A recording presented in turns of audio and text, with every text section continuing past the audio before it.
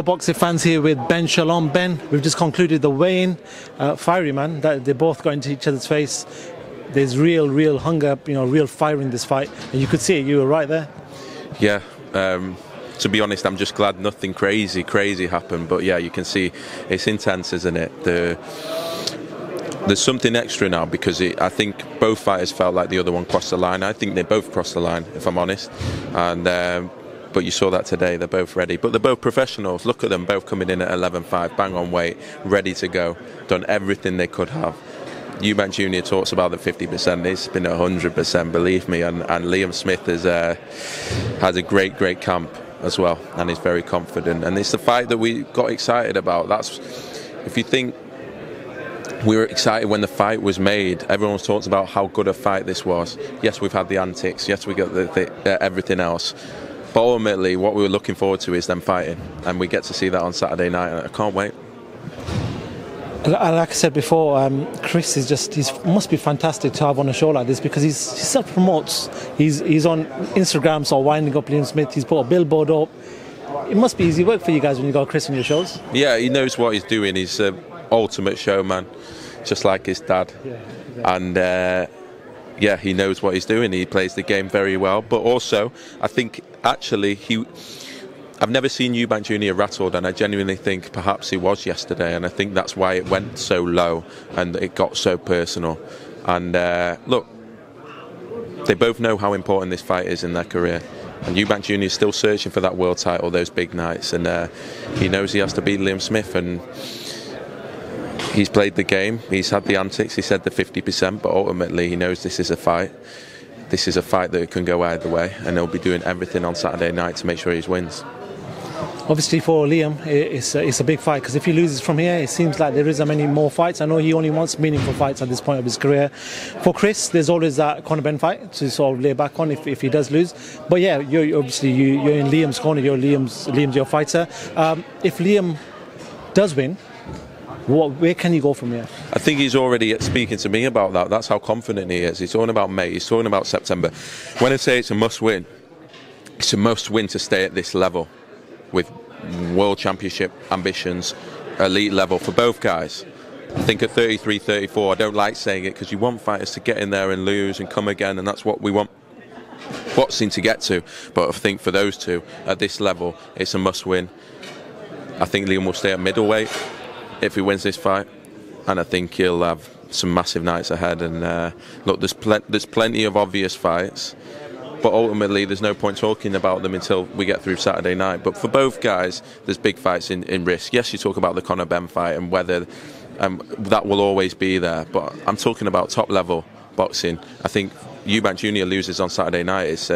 He's got a long way back.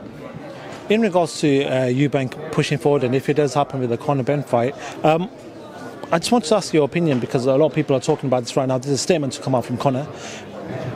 When that statement comes out, is that a clean slate in your eyes, or do you reckon he's lost a bit of credibility from what's happened? It's not about that. I'm not the authority or the governing body. What I do know is if someone fails a test or fails even two tests, then it should be absolutely strict punishment to the point where it seriously has a deterrent, not just to the fighter that's done it, but the whole sport. If people think they can get away with it, well, then we're in trouble. That's as simple as that, and it should be. And I don't feel bad for saying that, whether Conor this or Conor that.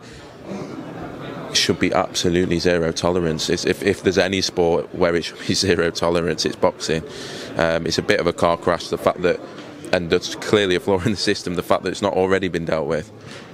Yeah, I think there's been a lot of people that are speaking to in regards to the industry, Johnny and everyone else, saying, maybe it's dragged on for a little while, so why is it taking this long? But obviously it's not your business, so we'll move on.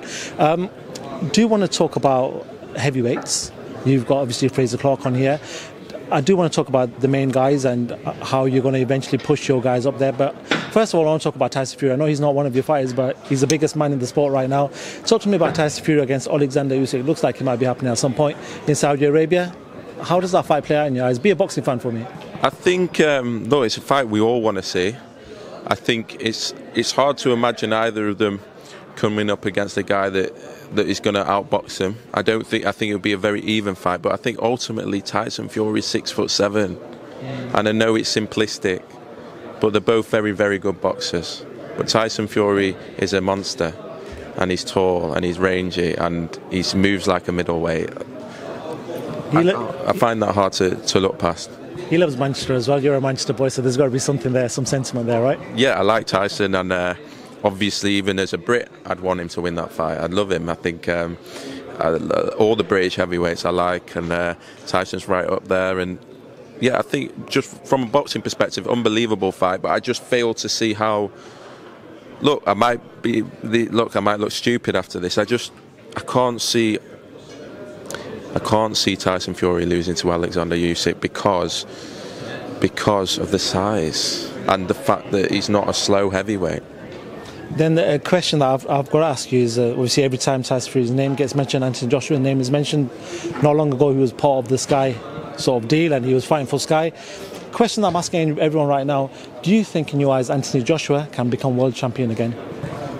If you get the right opportunity and the right vacant belt. I mean, it's a stupid question in my opinion, because you don't know what's going to happen. Yeah, people keep asking who's he going to fight for the world title. It could be anyone. So look, if he sticks in it, it'd be good to see, but who knows how long he's got left and whether he really wants it anymore. I don't know. He's made an awful lot of money, and it's a hard sport, and he's going to have to really, really love this sport and love doing it, training day in, day out, to want to do it again, because he's done everything. He's two-time world champion, won multiple world titles, and he's going to have to love the sport to get back to the top. And the final one on AJ, in regards to what he's doing right now, if he does lose his next fight, and it looks like it's going to be Jermaine Franklin, somebody who's not top 10, or we know that he gave Dillian Whyte a hard fight. Eddie Hearn saying, look, if he loses his next fight, maybe it could be over. Otherwise, if he beats him, good show reel, big things for him. But if he does lose his next fight against someone like Jermaine Franklin, do you reckon it's over? If he loses against Jermaine Franklin, it's over when he decides it's over. But obviously, that would be Jermaine Franklin for me.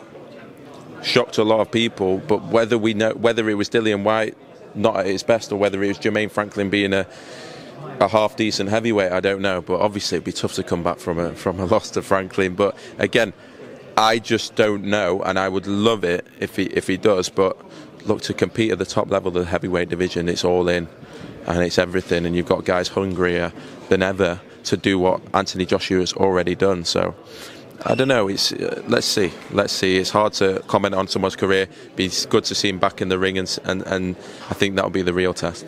Just a final one for myself. I spoke to Kalle Sauerland just about half an hour ago. I asked him, look, UFC have released the main man, one of the main guys, Francis Ngannou. Are you interested? He said, we've already started talks with him. Mams, his partner, part of Misfits and that sort of organisation, has started talks with Ngannou. At this time, what's your relationship like? Have you entered talks with him? I know you're interested. Have you entered talks with Francis? I think everyone's talking to him. Okay. I think he's a heavyweight, and he's got a big profile, and he's got a big name, so everyone will be talking to him. I'm sure he's got plenty of options. Whether he wants to take boxing seriously, I don't know. He'll have plenty of options at MMA boxing, but another good addition to the heavyweight scene. It's good because you want characters, you want fighters that aren't there's a lot of heavyweights now coming to the end of their career, and yeah, to have another one named Francis is good, and yeah, I'm sure he's talking to every promoter out there. Ben Shalom, always a pleasure talking to yourself. I know you're one of the most busiest guys in sport right now in boxing. Good card, great show. We'll be looking forward to Saturday night, as will the fans at home. Thank you very much for talking to pro boxing fans. Thank you very much.